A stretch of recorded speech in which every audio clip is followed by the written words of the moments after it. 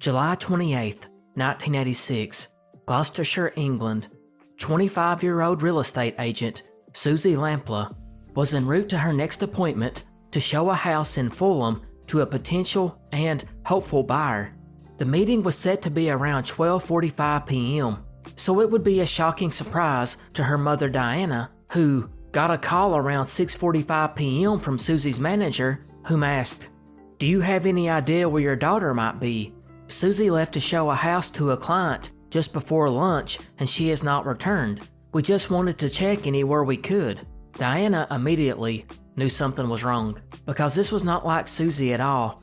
She was one that tended to stick to the rules and routine, and would simply not abandon her job like that, especially not when showing a potential client a home. Her co-workers would let Diana know they had already called the police an hour earlier. Suzy, meanwhile, was overcome with shock, but soon gathered herself. But there was little she could do until Suzy's car was found, and that would happen about 10 p.m., when police would spot the company car about a mile away from the real estate office. There were no signs of a struggle and no fingerprints left behind. The driver's door was open and Suzy's purse was in the glove compartment, although the keys were missing. Diana, after receiving that news, showed up and walked to the nearby river where they shouted for Suzy, to no avail. And the police at this point let them know they were doing more harm to the search than help. Basically, they were getting in the way. The following day, newspapers across the country carried the story of the real estate agent whom they believed had been abducted. Scotland Yard would release a statement saying they believed she was in grave danger, and that might be because of what they found in Suzy's office diary. It was there she had written 12:45 Mr. Kipper, 37 Sherolds, outside the property. So this Mr. Kipper was now the main suspect. By this point, her mom had abandoned the thought of searching for her, and instead took advantage of the massive media presence surrounding her home. She did not avoid the cameras, and just 2 days later, she appeared on national television speaking about the events.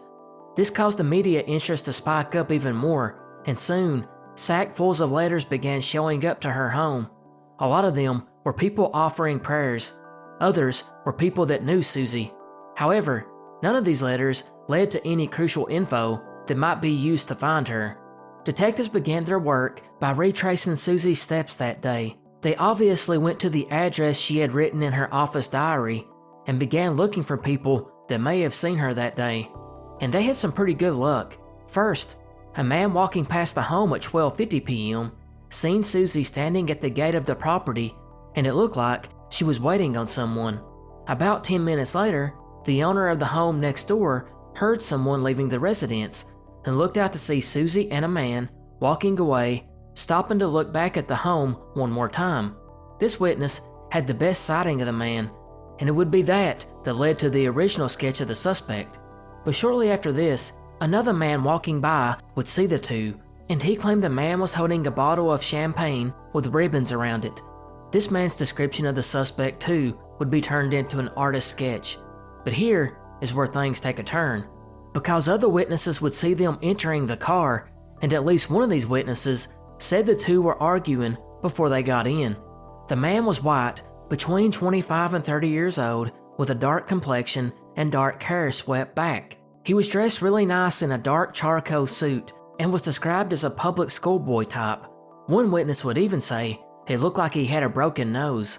Another man also came forward and said he seen the couple arguing in the area between 2 and 2:30. And shortly after this, someone reported seeing Suzy driving away erratically, arguing with the man in the car.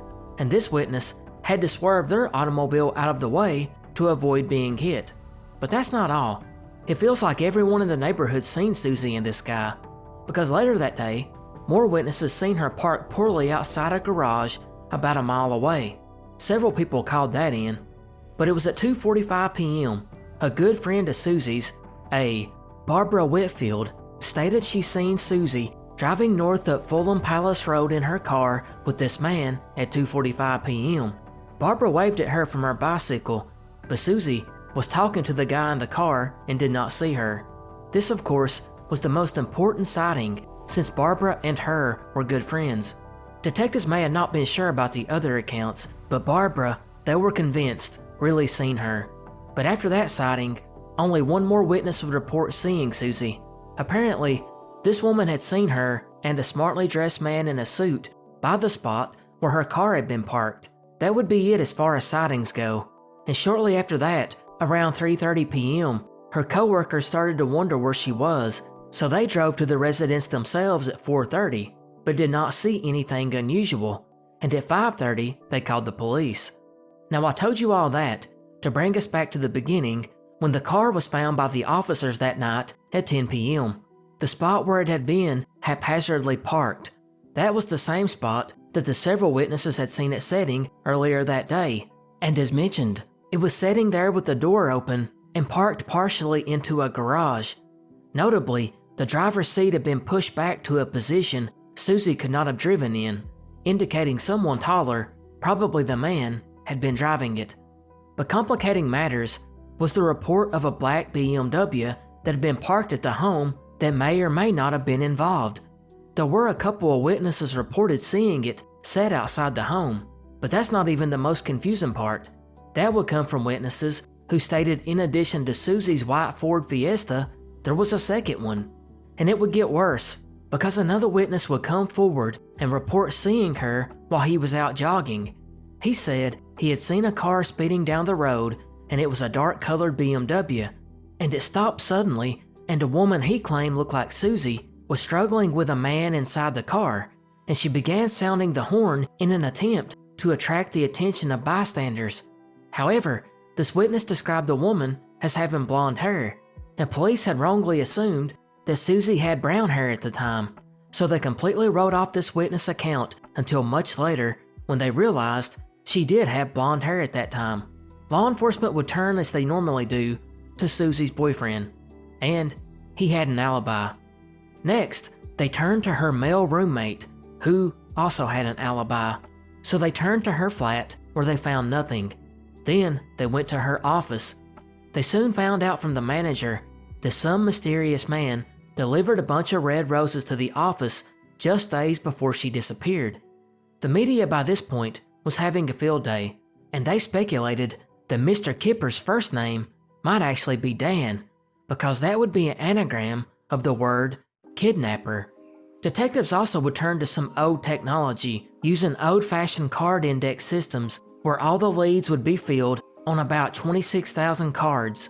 Strangely, since she was still considered missing, known criminals in the area were not even originally considered as suspects. But 6 months later, police thought they caught a break when a man called in to state that a black BMW had been left abandoned in a road for months and was located and recovered, and it was discovered it was registered to a Belgian man known as Mr. Cooper. Unfortunately, the car's owner was located in Belgium, and he had an alibi. Plus, the car had been in the shop that day anyways, so he was quickly ruled out. After this, the case went completely cold, and pretty much everyone assumed the worst. Even Diana had came to the realization that Suzy was most likely dead. Investigators didn't give up though, and around 1 year after she vanished, detectives noticed the sketches of the suspect sure looked a lot like a man that had been convicted of assaults on women before, and later on, he would be convicted of more assaults, as well as the fact that he's most likely a serial killer. That man's name is John Cannon. He had actually been serving a sentence in a nearby open prison, which is basically minimal supervision, and prisoners are often not even locked up in their cells. Some are even able to get jobs while doing their time, which allowed them to leave, and that's exactly what John was doing, as he had been on day release for months leading up to Suzy's disappearance. He had told cellmates that he had met an uptown girlfriend at a wine bar he frequented, and Suzy actually had visited a wine bar right across from the office. John also frequented one pub that Suzy was known to have visited just 3 days before she vanished. The same day John was officially released from prison, maybe most eerily, John was known to deliver roses to women in a romantic ploy, and he also had told others he was looking for property in the area. But as mentioned, none of this came onto the police radar until a year later when John would abduct and murder 29-year-old Shirley Banks. who had been out shopping. Although that was not why he was arrested. That would be because he had assaulted another woman at knife point in a dress shop, and it was soon found that he even tried to abduct a woman the night Suzy vanished. His car was found hidden in a garage, where he had even put a fake license plate that read SLP 386S, which detectives thought might stand for Suzy Lamplugh and the 86 for the year she had vanished. He was a real sicko. Detectives would go to interview him about Suzy and the license plate, and he even stated that it could be seen as a reference to Suzy, which was odd since investigators had not even divulged they were thinking that, but he claimed the letters were chosen at random. He would further claim he had bought the car from a businessman in Bristol who was responsible for the murders of Shirley Banks, Suzy Lamplugh, and another girl, and that the man was in a great deal of trouble. Oddly, John was known to masquerade as a Bristol businessman. Police would ask him if he was just referring to himself, and John would give a response that seemed to confirm it. But immediately, he recanted and ended the interview. He would ultimately get sentenced to life imprisonment for the other crimes. In the late 90s, authorities would reopen the case to see if they possibly could rule out John. Instead, all they found was way more circumstantial evidence that pointed to him. Enough to arrest him in 2000, in which he admitted there's 1 to 2 things he still hadn't been caught for. They would even find that John had access to a red Ford Sierra at one point, and when police found it and tested it, they found DNA of both John and Suzy. However, the Crown felt they didn't have enough evidence to charge him, so they let it go and he went back to prison. This one I don't think is much of a mystery, as we're all pretty sure what happened, but technically it's listed as a missing person on the iceberg, and that's the mystery. I do think it's quite odd that so many people saw all this going on, but Suzy's remains have never been located. They did get a tip from one of John's former girlfriends, who stated he had told her that Suzy had been buried at Norton Barracks, and the area was searched exhaustively, and nothing was found.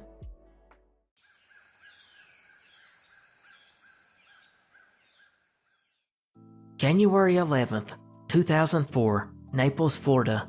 27-year-old Terrance Williams, who had just recently moved from Chattanooga to be near his mother, would make a phone call to his roommate and friend, Jason Gonzalez, to let him know he planned on attending a party that night with a co-worker of his. Now apparently, Terrance had no driver's license, as it had been previously revoked, as well as having his car registration expire. So because of this, he had spent a considerable amount of time trying to find a ride, which failed. So he ended up deciding to test his luck and drove over to the party illegally. As the night wore on and several hours passed, Jason began to become a little concerned because Terrance should have been back by now. But since it was a late party on the 11th, which rolled over into the morning of the 12th, he at first did not reach out to anyone. But by the 13th, he was now very worried, but unsure who to reach out to. So he ended up actually emailing Terrance's mother, Marcia, to notify her. This, of course, set the family into a panic, who immediately went down to file a missing persons report with the police. Shortly after this, Terrance's aunt was actually able to track down his vehicle, which had been towed from a local cemetery for blocking traffic. The tow report was signed by Deputy Steve Calkins of the Collier County Sheriff's Department, so now the family had some hope of finding out where Terrance was, and they called the Sheriff's Department thinking he may be in jail for driving illegally. But come to find out, Deputy Calkins had not filed an incident report, and actually, he had not even made an arrest. Not knowing what to do now, Marcy ended up contacting the people who worked at the cemetery, who revealed quite a shocking claim. Apparently, they did see Deputy Calkins pull Terrance over and ask him for ID, which he did not have. He then got Terrance out of the car, patted him down, and put him in the back of the patrol car. He then asked the cemetery workers if he could leave Terrance's car in the lot and drove off. 15 minutes later, he would return and move the car himself, and then drop the keys down to the ground beside the car. So armed with this information, Terrance's mother would again call the Sheriff's Department asking to speak with Deputy Calkins personally. And this is something she would have to do numerous times before someone there finally tried to reach out to Calkins, and he would tell the dispatch he had no memory of making any arrests or having any cars towed on that day, which was certainly odd. But it would get stranger though, because later on he would claim he had now somewhat of a better memory of his time with Terrance.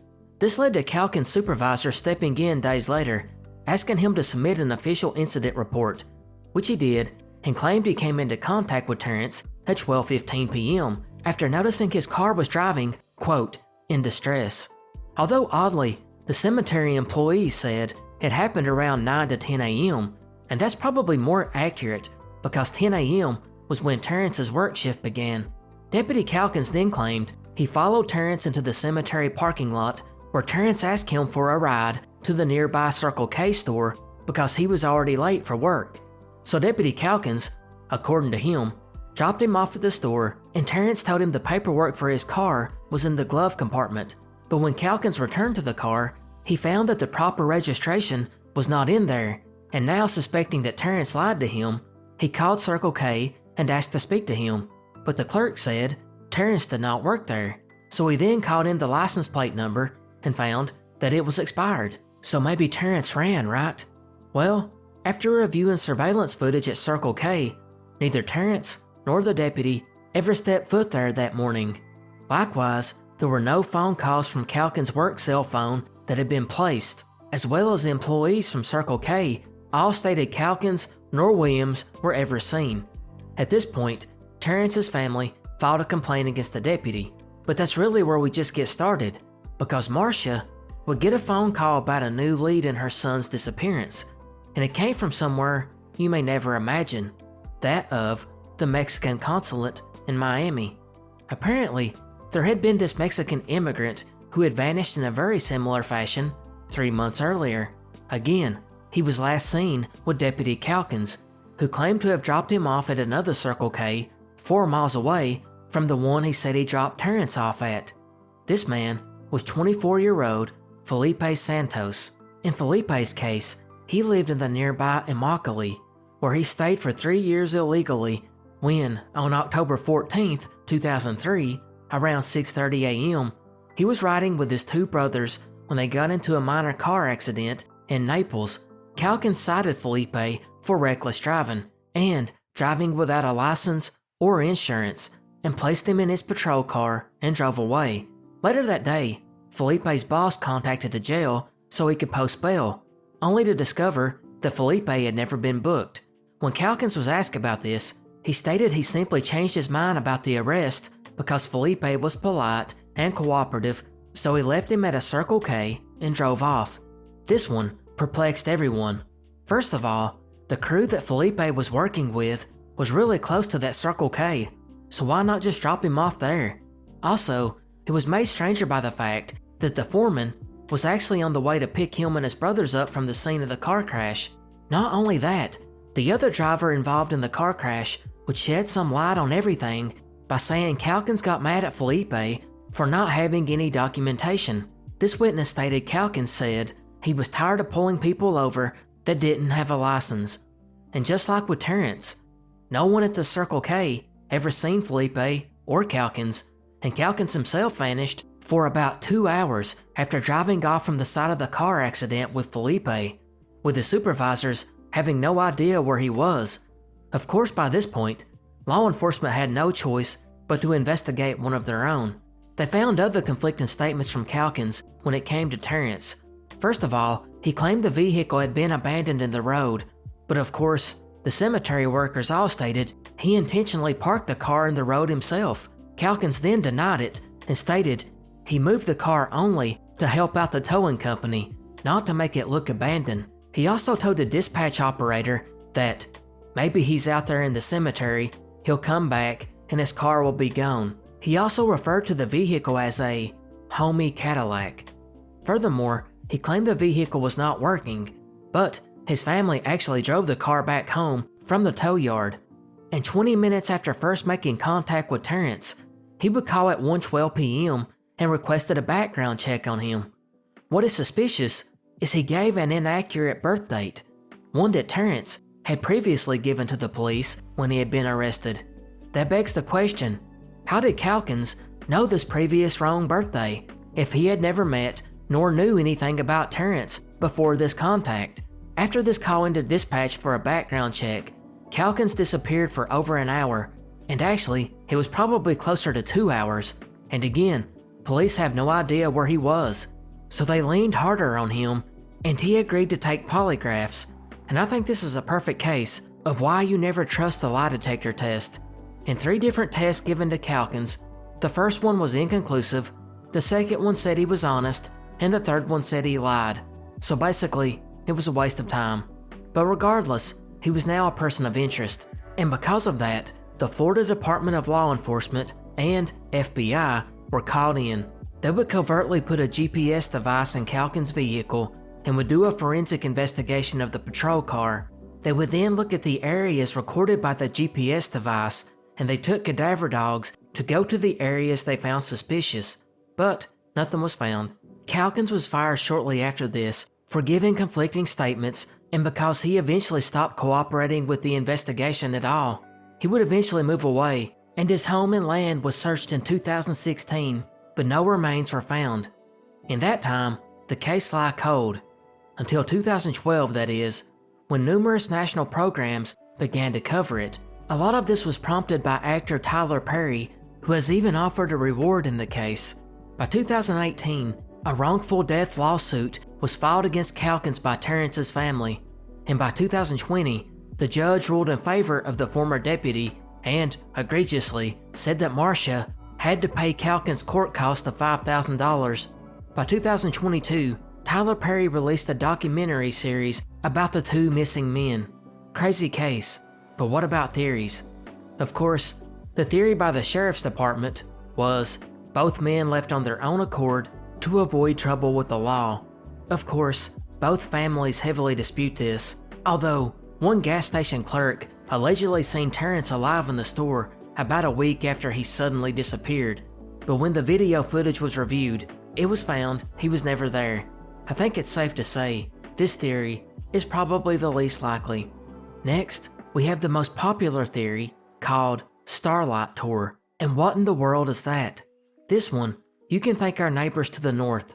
In the 90s and early 2000s, there was a string of freezing deaths involving indigenous peoples in Canada, specifically Saskatoon, or maybe I should say, right outside of Saskatoon.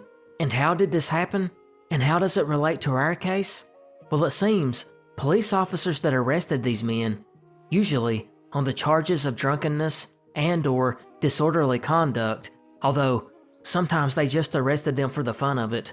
But once they got them into the patrol car, they would drive them to the outskirts of town and drop them off at night in the middle of the Canadian winter, with temperatures often reaching below sub-zero levels, where presumably these officers knew these men were going to freeze to death.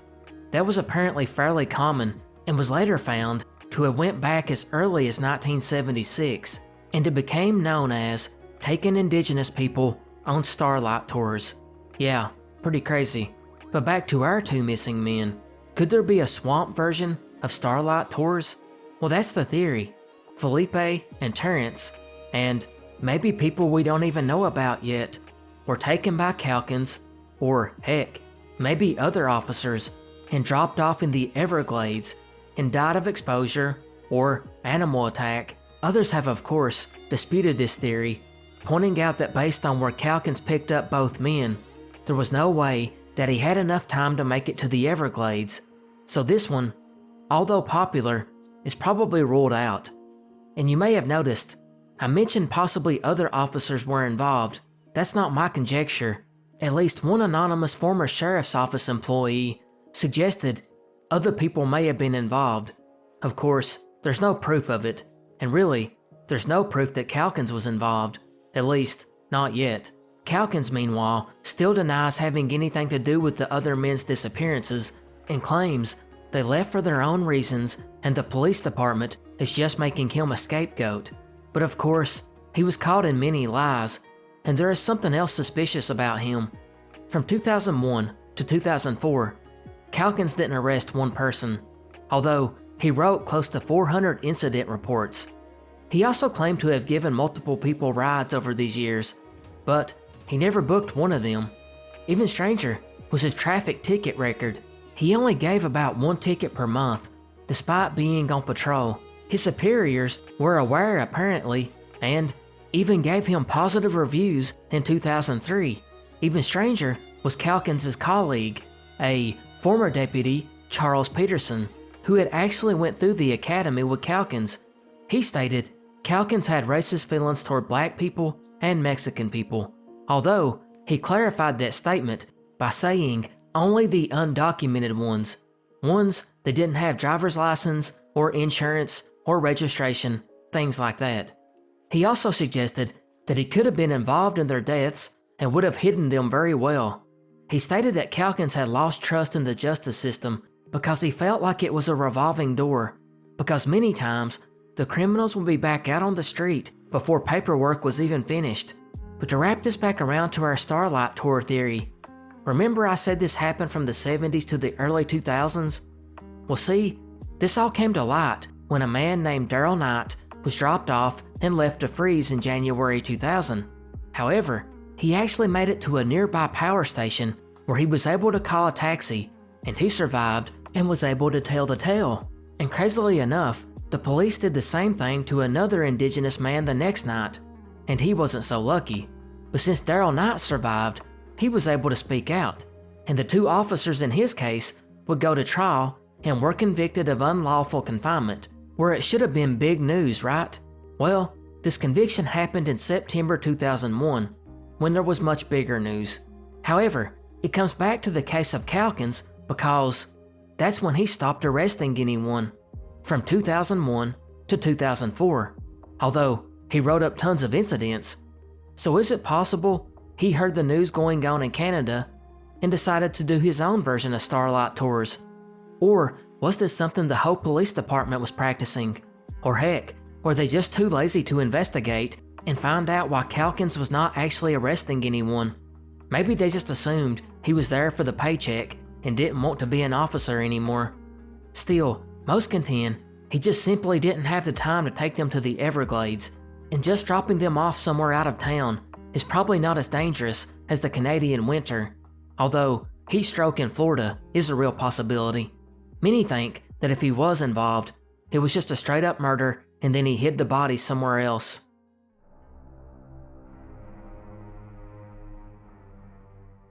August 4th, 1918, Burke, Virginia. 14-year-old Eva Roy would walk out to her home around 9 a.m. to go tend to the small herd of cattle on her father's farm. Her father, Peter Roy, was a Danish immigrant who had just moved to the area some 6 years ago, where he bought the land and became a very well-to-do farmer. Although his wife had died some years previously, he still shared his home with his oldest daughter, Caroline, and her husband, and of course, Eva. So as mentioned, Eva would leave around 9 a.m. to go help with the cattle, but like a lot of these stories, Eva would never return home. It would be that evening that her father now realized that something was very wrong, as she usually returned around 2 p.m., so he began to search for her on his own. When that led to nothing, he soon turned to neighbors and asked for help, as this was the early 20th century, and I'm not sure how much of a police response could be depended on out in the rural areas. But it didn't matter, because by the next morning, poor Eva was found tied to a tree, with her apron strings tied around her throat. She was in a sitting position, and the rope was so tight that a finger could not even fit between it and the tree. It appeared as if she had been dragged through open fields about 200 yards away, which left a blood-marked trail. Everyone was stunned, and nobody saw it coming. The coroner would be called for, a Dr. W.I. Roby, who concluded that she had been brutally assaulted before she was strangled. This, of course, caused pandemonium in the small area, and soon the story would be spread out over the country via the newspapers. Soon a coroner's jury quickly concluded that Eva had been murdered by an unknown person, although the first person of interest had already been named, a Lou Hall, a 33-year-old woodcutter that lived about a half a mile from where the crime had taken place, and he was actually in the woods around the time she disappeared. And according to the papers at the time, he didn't have the best reputation anyways.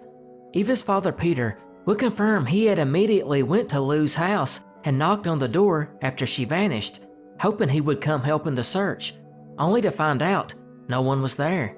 Soon, a manhunt began for him, which included bloodhounds and went late into the night and spanned over 10 miles, and soon, Hall was captured, where he was then interviewed by detectives, whom he told he had been home when all this took place, except, when Peter came over, but investigators would also talk to his wife, and she told them that on that morning, Lou had told her to take the children to her father, who lived about 3 miles away.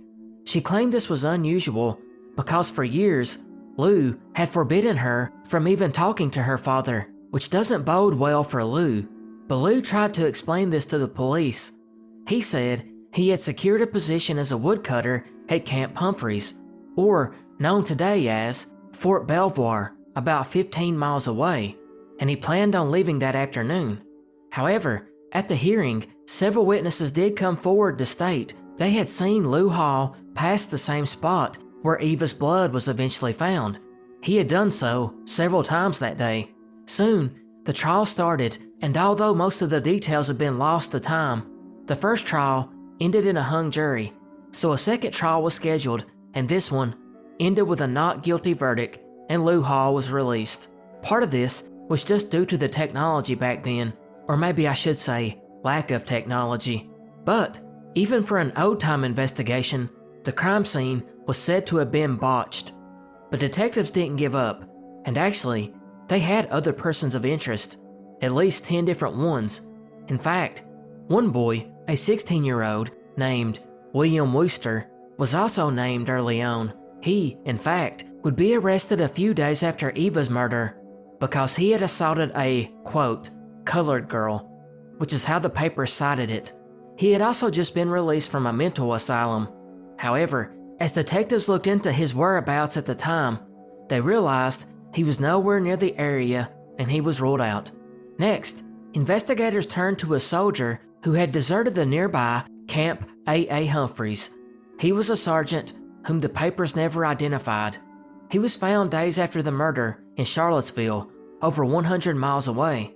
When he was located, he did have scratches on his face and hands and was wearing freshly laundered clothes, and suspiciously, he claimed to not have any memory of what had happened after he went AWOL and when he was located.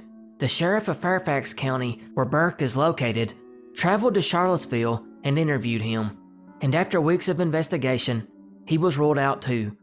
After this, the case seemed to go cold, but they actually caught a break when an escaped prisoner, Ben Rubin, was captured. He had been doing 3 years at Lorton Prison, which is about 10 miles away from where the crime scene was. But why had he been imprisoned? Turns out, he had broken into a home in D.C. about a month after the murder of Eva and assaulted a little girl. He then escaped prison and was ultimately captured, and while on the way to the police station to be interviewed, he confessed he had met Eva when she had been out looking after the cattle, and he had asked her for food, and in conversation, he told her he was an ex-con, to which Eva told him she would turn him in, and he got scared and choked her. So easy case, right? Well, DC investigators thought he was lying, and besides, they wanted to try him for another assault and theft before letting Virginia have him. But the Commonwealth of Virginia would send an investigator to interview him separately about Eva's murder, and he came back thinking Rubin was just lying, although he did file extradition papers anyways, and just a few days later, he was escorted to the crime scene by the sheriff, the Commonwealth attorney, and assistant attorney. They asked Rubin to show them where the scene of the attack occurred, and he could not find it. He then stated he had not killed Eva, and he was transferred back to prison, where he immediately stated the only reason he recanted was because Eva's father had been standing there, and yes, he had really killed her.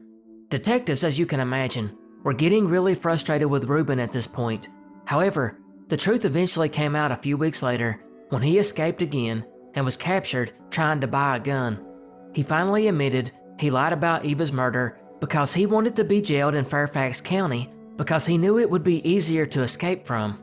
After this, the case would basically be done, Eva's murderer was never apprehended, and I don't think another suspect was ever found. It is officially the oldest cold case in Fairfax County, and unfortunately, her murder has often been tied to the Bunny Man urban legend from the area, a mystery we covered previously.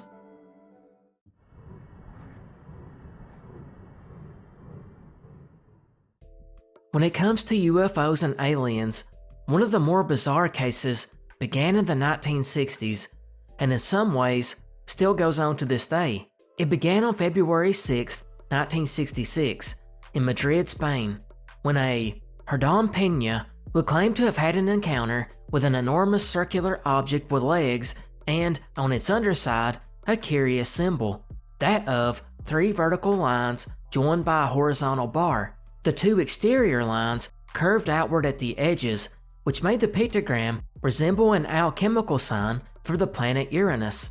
Most would think this would be a quickly forgotten matter, but really, it was only just beginning, because although it originally only generated a little bit of excitement, not long after this, an author in Madrid would write a book about UFOs, and this author would receive several photographs from an anonymous mailer.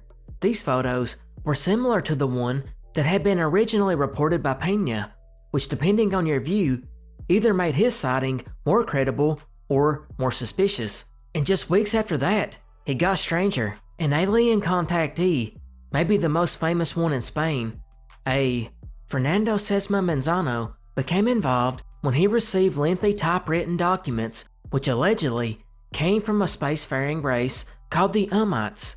And what is an Ummite? According to the theory, there is a planet located in the constellation Virgo called Ummo, where apparently its civilization has been for decades contacting people on Earth, usually in the form of typewritten letters, which are then sent to UFO groups or UFO enthusiasts. The whole thing would soon become known as the Ummo Affair, and actually received a lot of press coverage in the 60s in France and Spain. The letters and documents received suggest the Ummite language is difficult to speak. There's only been a few completed sentences, a lexicon, a set of vocables, the vast majority which have been given in isolation. Depending on which you believe, 400 to 1,000 Ummite words have been discerned. Now, there are theories on how the language is spoken, but that really kinda doesn't have much to do with the mystery itself. However, it's important to note that over 1,300 pages of these letters have been documented, and it's possible there's a ton more out there. At least one of these letters in 1988 references close to 4,000 of these letters being produced, which then were copied and sent to several people, with estimates that there's around 160,000 pages floating around out there. The case holds a pretty unique distinction in the fact that this case isn't even taken seriously in the UFO community outside of a few ufologists inside of Spain. The photos are just too suspicious, and while the letters do show a complex language that most would think could not be hoaxed, it very well could have been. The better question would be why someone wasted so much time and energy doing this. I mean, many of the things described in the letters discuss astrophysics, unified field theory, geology, and evolution. Not all of it is accurate, but a great portion is. The mystery, of course, is who wrote these. That is currently unknown. I mean, assuming they weren't really from the Ummites themselves. However, Herrmann Peña, the man who allegedly received the first letter, claimed responsibility, stating he sent the first letters to see how people would react to a fake UFO story. He also stated he had friends helping him and also created fake witnesses. But of course, there's no way they could have sent nearly 200,000 other letters later on. But it was probably done by a group of people who worked with him or just did it on their own. Regardless, it's pretty much confirmed as a hoax. I mean, why would an advanced alien society use typewriters anyways?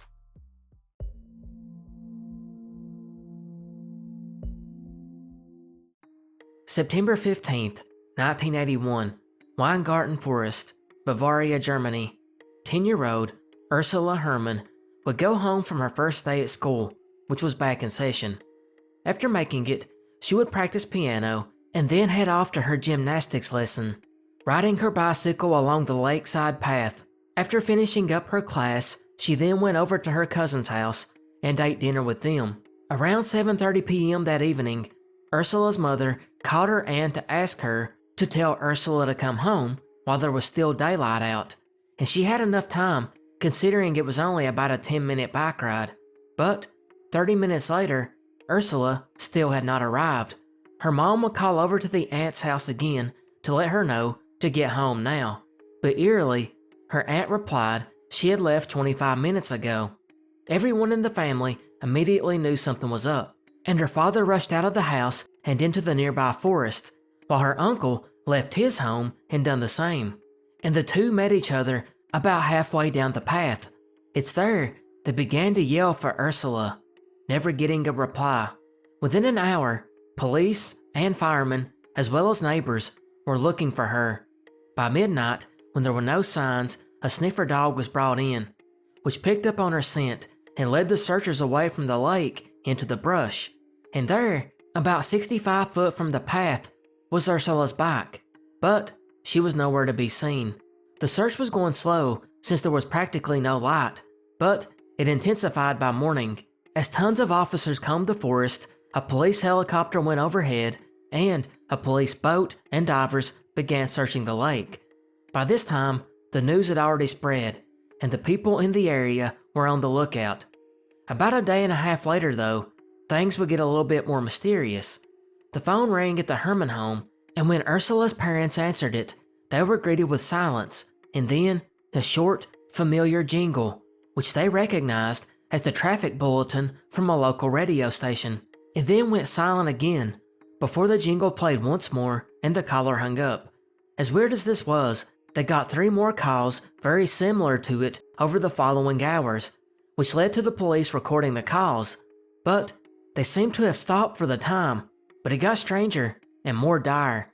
The next day, the mailman would drop off an envelope addressed to Ursula's father, and on the outside it read, "Urgent." Inside was, of course, a ransom note, and it was done just like in the movies, with letters and words cut out from newspapers. It read, "We have kidnapped your daughter. If you ever want to see your daughter alive again, then pay 2 million Dutch marks ransom. Just say if you will pay or not. If you call the police or do not pay, we will kill your daughter." It should be pointed out here, this note was in broken German. This ransom letter did explain the phone calls from the previous day too, because in the note, it stated they would call using a jingle which would identify them. However, the letter showed up a day late.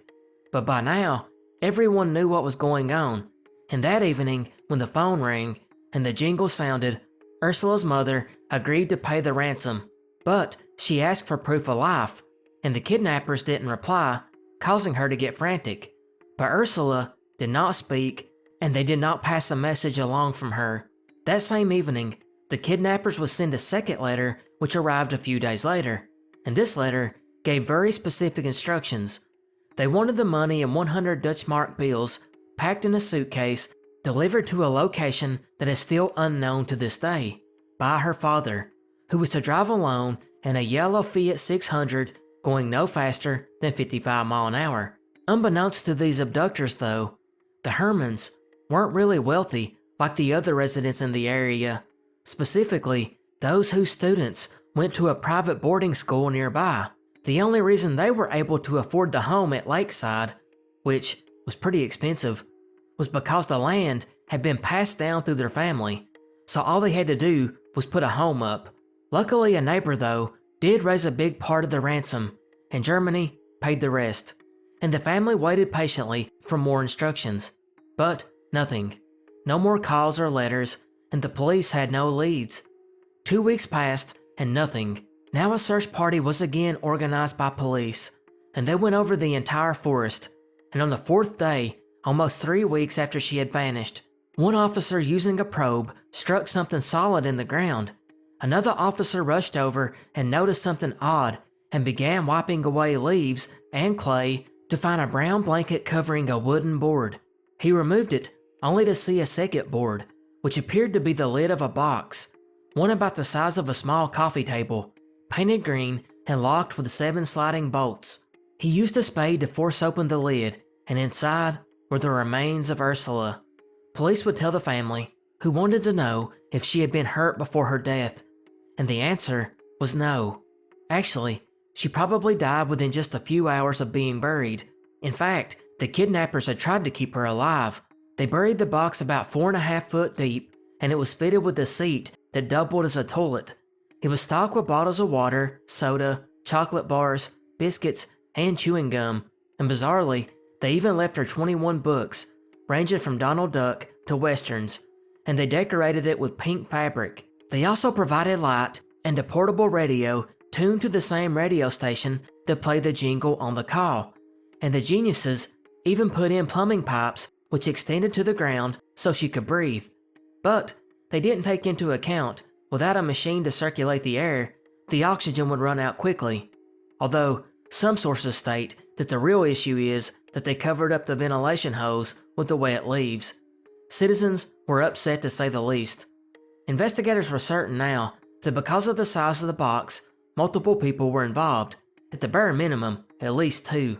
And they had to know the area, as this was a remote spot in the forest. Soon, a reward was posted, and one name kept coming up to investigators, that of Werner Masaryk. He was 31 years old, lived with his wife and children just about 1,000 feet from the Herrmanns. He was a trained mechanic, had his own TV repair business, and was known to be good with his hands. He also was short-tempered and not well liked, but most suspiciously, he was heavily in debt. He would be questioned about where he was on that night, and it took him nearly a day to come back with an alibi. As he had said, he played board games with his wife and friends. They searched his home and found nothing, but then, a breakthrough. A fingerprint was found on a piece of duct tape used in the box, and the fingerprint was compared to Werner's, and it wasn't a match. Didn't matter though, because detectives were convinced he was involved, and just a few months later, they arrested him, and 2 of his friends, and they were interrogated for several days before they were all released. Investigators would catch another break though, when a man contacted police and told them that someone who rented from him and was behind on payments, a Klaus Pfaffinger, was seen with a spade strapped to his moped a few weeks before the crime. Klaus, who was an alcoholic and unemployed mechanic, went in for questioning and denied having anything to do with it. But the next day, during the interrogation, the detectives would take a break, and when they stepped away, Klaus asked a police secretary, "What if I do know something?" This, of course, intrigued investigators, and Klaus would tell them that Werner Masaryk had paid him to dig a hole in the forest in early September, promising to pay him and buy him a color television. So he dug the hole and later on seen a box inside. Detectives were now excited, and they took Klaus out to the area and asked him to locate the burial site. Sadly, not only could he not find it, he wasn't even close. When he went back to the police station, he said he had lied and revoked his confession, and he's been interrogated numerous times since, and he has never confessed again, and he was eventually released. By the following summer, Werner would move, claiming the police ruined his name, and a new detective was put in charge, along with a television program that was like the precursor to America's Most Wanted, and it featured a long segment on Ursula's case. This led to a lot of new evidence. One thing in particular was police found a wire strung through the trees along the lakeside path that would notify the abductors if someone came by while they were in the middle of kidnapping her. Presumably, one of the abductors would wait for her to walk by, while another served as a lookout further up the path, and with their finger could push a button that would light up a bulb or sound a buzzer at the end of the wire. Strangely, police searchers seen the wire the very first night, but didn't put together what it had been used for until a year later. However, even with this new info, it led to nothing, and the investigation went cold by the late 80s, where it lay another 2 decades. By the mid-2000s, cold case detectives looked at it again with modern techniques. They were now also able to use numerous hairs that had been found, and they found several different DNA profiles. And in 2007, they got a match on one hair recovered from a screw. It belonged to a wealthy woman who was murdered in 2006. So, this is a big breakthrough, right? Unfortunately not, because this woman was actually murdered by her nephew, and he was just a couple of years old when Ursula was murdered. So how this woman's hair was found here is a mystery to itself, although it could have been a mistake with the genetic profiling, but that's pretty rare. Likewise, in 2007, the top suspect, Werner Mazurek, was asked to provide a saliva sample, and it didn't match any genetic profiles in the box.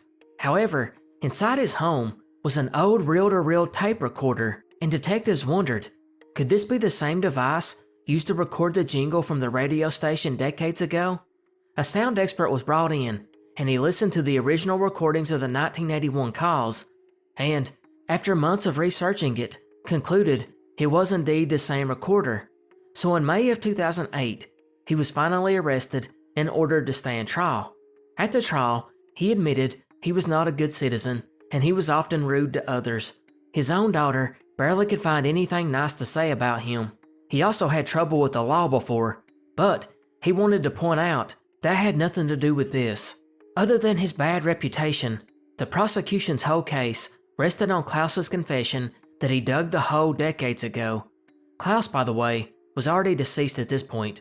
Investigators believed he had intentionally pretended he could not find the burial spot after being taken to the forest. The tape recorder was controversial, and Werner claimed to have bought it at a flea market a few weeks prior. Yet, no one at the flea market could confirm that. Now, the audio expert stated that on the ransom calls, you could hear a couple of clicking sounds, which, after she pressed the buttons on the tape machine, she claimed he made the same exact sound heard on the tapes. Surprisingly, Werner was found guilty and sentenced to prison. But there would be one odd snag in all of this. In Germany, under certain serious crimes, family members of the victim can be a co-plaintiff. This is usually just a formality, but in this case, Ursula's brother Michael, who was in his 40s by now, asked to be shown the case files, which ran into the tens of thousands. This surprised everyone, but legally, he was allowed to view them. Over the next few weeks, he studied at least 6,000 pages of the case, and he found things that bothered him, like Klaus confessing to digging the hole, but he was a serious alcoholic that had hallucinations, and people that knew him spoke about how lazy he was, and these people told investigators he would never dig a hole for any amount of money. He also never even signed a confession, and in fact, the investigator had to write it down from memory after Klaus said it weeks prior. He also was not linked to anything by DNA. The tape recorder, Michael argued, was just flimsy. Michael knew because he had a background in sound engineering and basically said the whole thing was bunk.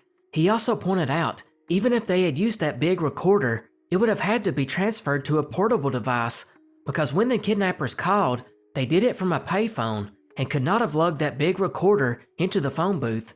Of course, the prosecution didn't like this being pointed out, but Michael did what he thought was right and sent a letter to the court explaining all this, which the judges by law had to read the letter out loud. Michael would state at the verdict that he was not convinced Werner killed his sister, nor was he convinced he didn't. However, after the trial, he kept going over the case files, and he became more convinced Werner did not kill his sister.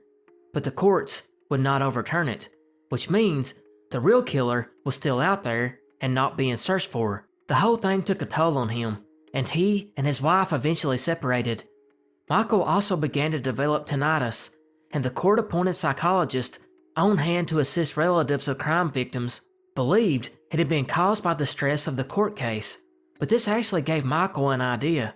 In 2013, he filed a civil claim against Werner for €20,000 because he knew Werner, whom he now exchanged letters with, would defend himself in the case by saying he wasn't responsible for her murder anyways, so he shouldn't have to pay for stress caused by the trial, which meant the court would have to consider the facts of the case all over again, which did not make the judges happy. They tried to stop it from moving forward many times. They even hired a neutral psychiatrist who also confirmed his tinnitus was caused by stress from the trial, so now the court had no choice but to let it move forward in 2016, and it dragged on for 2 years. In that time frame, something odd happened. More and more people began to believe Werner was innocent, and police had the wrong guy. Another recording and sound expert came in and basically debunked the entirety of the tape recorder evidence. Then a woman who specialized in linguistic profiling used modern profiling techniques to compare the language used by the kidnappers and that of the language found in Werner's writing. And after analyzing it for a time, she came to the conclusion whoever wrote the ransom note was well educated and was a native speaker that was pretending to be a foreigner by using broken German.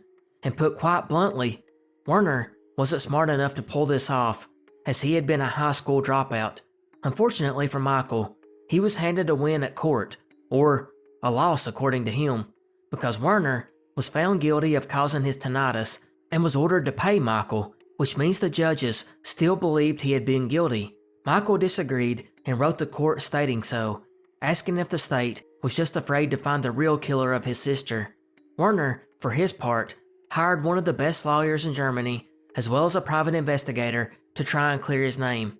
But it never worked. But they did commute his life sentence, and he was released in 2023 after serving 15 years. Michael, meanwhile, uncovered other evidence. One of the books that had been left inside the box for Ursula was a comic book, and a rare one in Germany at that. One of the main characters in that drove a Fiat 600, the same kind that Ursula's father was supposed to drive to drop off the ransom money, suggesting they had read the comic. Michael believes this points to much younger abductors, possibly even some teens from a school nearby, as the students often traversed over the woods. Some even think it's a prank gone wrong, especially considering they left snacks behind and books to read. He gave this over to the state in hopes of reopening the case, but the state has said that the case is officially closed, and to them, they got the right guy. Crazily enough, the crime is not viewed as a murder, instead, kidnapping with deadly consequences, and the statute of limitations runs up on that in the year of 2024 anyways. But this was an insane one, and I want to know what you think. Did German authorities get it right with Werner Mazurek? And even if they did, who was the other man? The state said they were sure Werner had an accomplice, but he was never found. Or do you believe Michael that they got the wrong suspect and just wanted the case to go away? Alright everyone, get your lasso. We are at the segment known as Small Mystery Roundup. This is where I put the ones that don't really fit, don't have a lot of info, or just not interesting. So let's start with The Worst Movie Ever's Lone Visitor. This one revolves around a film that premiered at an independent film festival on July 8, 2011.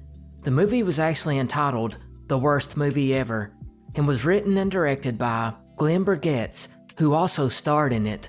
The movie's plot is about a typical suburban neighborhood being invaded by different types of horror film characters. It would see its theatrical release on August 19, 2011, and was shown only in one cinema, which led to the worst box office performance ever recorded, one lone paid admission, which adjusted equals $11. Because of this, the film actually generated some buzz online, and the theater owner where the one ticket was sold over the whole weekend attempted to find the person that bought it. And that's the mystery. To this day, the only person to pay and watch the worst movie ever, a person who owns the rare distinction of being part of the worst drawing movie of all time, has still not came forward. I do wonder if it's because this person doesn't know, or if it's out of embarrassment. Tombs of the Unknown Soldiers. This is one that I just don't know why it's on here. There's no feasible way to really cover it, as it's not just one unknown soldier. Instead, it's the topic as a whole, and there's just no way to look into every unknown soldier in the world. Even the US alone has 5 separate tombs of unknown soldiers, and one of those tombs contains the remains of over 2,000 unknown men. I kinda compare this topic to the Prisoner of War one we did way back early in the series. Yeah, it's a mystery, but there's no real way to cover all of them. UVB 76, also known as the Buzzer, is one of the more intriguing mysteries in the world of radio signals. The Russian number station has been transmitting since the 1970s, though its exact purpose remains unclear. The station became well known in 1997 for broadcasting a repeating buzzing sound lasting 1.2 seconds, followed by a pause of 1 to 1.3 seconds. It repeats this pattern 21 to 34 times. Occasionally, a live voice interrupts the buzz to deliver a coded message, usually a string of letters and numbers in Russian. While some speculate the UVB-76 serves a simple function, confirming that operators are alert, others believe it has military purposes. The most popular theory is that it is used for military communications, though the possibility that it functions as a number station, often used by intelligence agencies, is unlikely due to the station's random broadcast. Number stations typically follow strict, consistent schedules.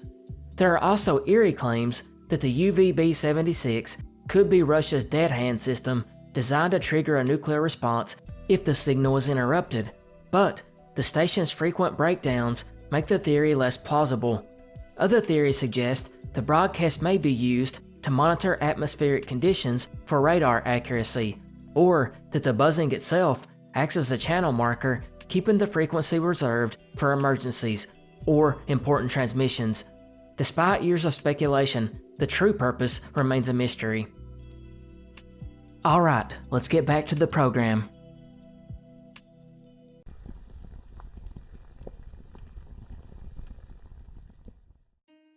Volcanoes are something that man has had to learn how to live with, seeing around 50 to 70 eruptions per year, and while the vast majority of these rarely do any major damage to civilization, there has been the occasional one that really transformed Earth and all life on it. In fact, the volcanic winter of 536 was caused by at least 3 simultaneous eruptions of uncertain origins that caused cooler temperatures throughout Europe for several years. In March 536, documents would record the skies would even darken. It caused crop failures, which along with a plague, led to the death of millions. Some scholars have pointed out that this time in history was one of the worst to be alive, with 536 specifically being mentioned as the worst year ever. And we know about this because it was just so heavily documented, from Roman historians to the patriarchs of the church in Syria, with it also being recorded in Irish historical accounts. But that's not all. There's also physical evidence too, because scientists have been able to look at tree rings that show little growth in 536, while ice cores in Greenland and Antarctica also show evidence of sulfate deposits around the same time. But what happens when a huge volcanic eruption is documented with sources, but there's not a shred of physical evidence? That's what this mystery looks at, because a man named Rongo Rosita, who was a Javanese philosopher and poet in the 1800s during the Dutch colonial period of the East Indies, would pen several notable works. One of these was entitled Book of Kings. In the Book of Kings, he would spend decades researching and writing a huge history of Java, which was first published in 1869. The book is thousands of pages long, and it was said he wrote 3 pages of it per day for 30 years. The sources he gathered this information from is still kinda uncertain, but it's thought he most likely referenced these ancient Javanese manuscripts that had been written on palm leaves. 10,000 of these palm leaf texts still survive to this day. But it's the first edition that we first read of this account about this volcano. It spoke of the world greatly shaking and violent thundering, accompanied by heavy rain and storms. The mountain Kapi, with a tremendous roar, would burst into pieces and sink into the earth, which caused the sea to rise, causing many people to die, or aka a tsunami. The first accounting doesn't really give us the key details though. It's the updated second edition, just 16 years later, that gives us more information. This time, he would record in the year Ashaka 338, or AD 416, a thundering noise was heard from the mountain Batawara, which was answered by a similar noise coming from the mountain Kapi, lying westward of the modern Bantam. A great glaring fire, which reached the sky, came out of the last named mountain. The whole world was greatly shaken, and violent thundering accompanied by heavy rains and storms took place. So first off, it's unknown which mountain Kapi is referring to, since that name is no longer in use, although some think it could be referring to the volcano Krakatoa. Now it gets a little more interesting, because in this book, he also mentions a man named Jabaya, a monarch who oversaw the documenting of this volcanic eruption. According to the story, he was visited by a god who informed him of the eruption and encouraged him to make a record of it. This god told him that the event took place in AD 416. Now strangely, Jabaya was a real Javanese king of the 12th century. But was this story he told a real account that had been passed down? Or did he really think a god told him to document it? Well, that I can't answer. However, I can say, outside of everything I have told you, there's no other piece of real evidence that this eruption ever happened. So what gives? Well, of course, if we go back to the tree ring and ice core studies mentioned previously, we know there were 3 eruptions around 536 AD, and it's just possible that one of these is Krakatoa, which of course is off the coast of Java. And if we go back to the palm leaf writings, we also know in 535 AD, the writings stopped for 18 years without explanation, so it's easy to assume that Krakatoa did erupt. But the issue is this: that's in 535 AD. This story allegedly took place in 416 AD. Also, the palm leaf histories do not stop after that year, suggesting there was no eruption. So is it possible that somehow the dates just got mixed up and that the king was referencing the eruption in 535 AD instead? Or is there an unknown eruption that occurred where no physical evidence has ever been found? Most scholars believe this account is pretty dubious, since the story is not drawing on any primary sources, and there's also no geological evidence to substantiate the claims. Some take it a step further and claim that there's actually no evidence that Krakatoa even erupted in 535 AD.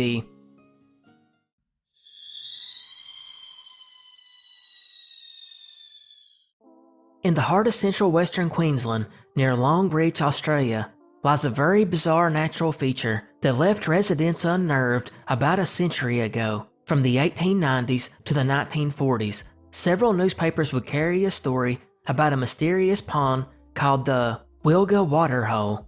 It's here the domesticated animals brought to the area to drink began to act scared out of their minds, panicking, refusing to partake of the water or even get near it.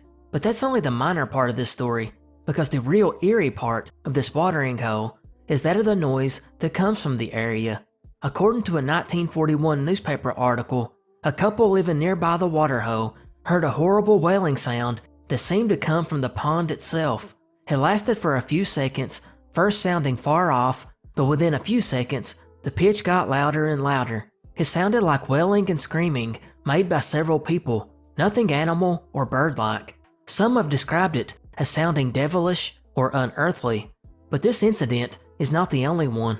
In fact, going back as far as 1890, there was at least one account where 3 sheep shearers decided to camp near the watering hole, ignoring the warning from locals, only for the same scream to wake them around midnight, shaking them up so bad they fled without any of their supplies.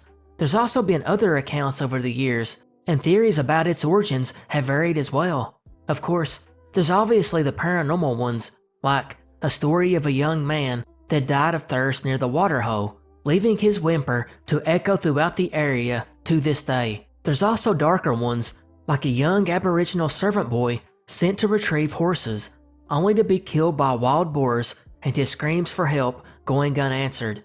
Another story tells of a woman that killed her infant and her ghost screams in remorse haunting the location to this day. Of course, there's also the more mundane theories too, such as the powerful owl. No, that's not a description. It's an owl native to Australia, literally called the powerful owl, whose screech might be what people really heard. It's even possible that a subterranean river in the area causes the noise, which happens when water rushes through down below and in turn causes a shrieking-like sound. That brings us to the conclusion of part 25 of the Unsolved Mysteries Mega Iceberg Explained. We are very close to the bottom of layer 8. I hope you all enjoyed. Goodbye and good night.